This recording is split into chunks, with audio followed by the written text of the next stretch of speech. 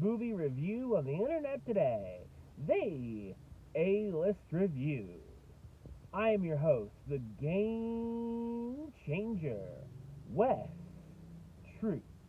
And as you can see, it's time to go back to the theater. And ladies and gentlemen, this weekend is the release of yet another remake, Charlie, How Your Angels Get Down Like That.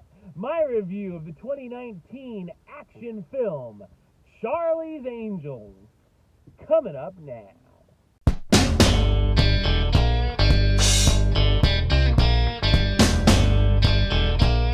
When an energy conservation device known as Callisto is discovered to have a flaw, a mysterious villain looks to make the device a weapon. A programmer from the company, Elena, tries to expose what's going on, but soon finds herself in the path of an assassin.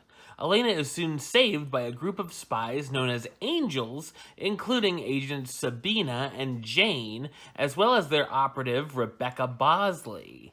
Soon Elena finds herself suiting up with the Angels, going undercover, and trying to stop the corrupt businessmen before they destroy the world. So what did I think of Charlie's Angels? I thought it's a mediocre action comedy.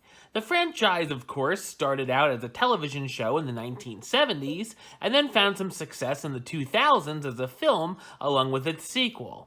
This is a reboot of sorts, as it actually does show pictures of angels from the past, so while it acknowledges those other projects, this does stand on its own.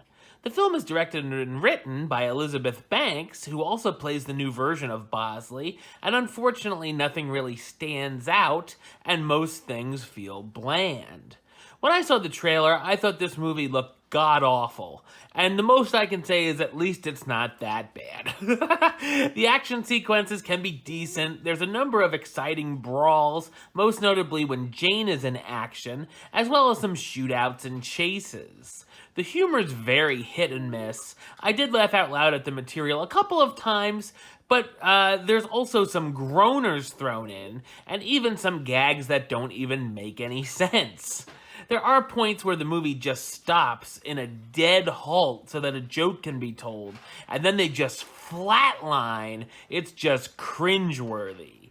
I definitely expected some girl power and women's empowerment going down here, which is fine and makes sense, but there's some times that it just feels too obvious and forced, as there's only one or two decent men throughout the whole picture, and every other guy is shady or a sexist pig.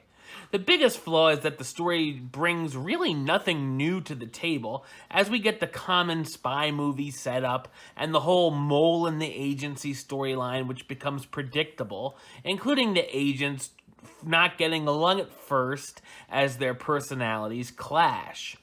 There's also an unneeded twist thrown in that we all see coming, and it really shows its hand too early.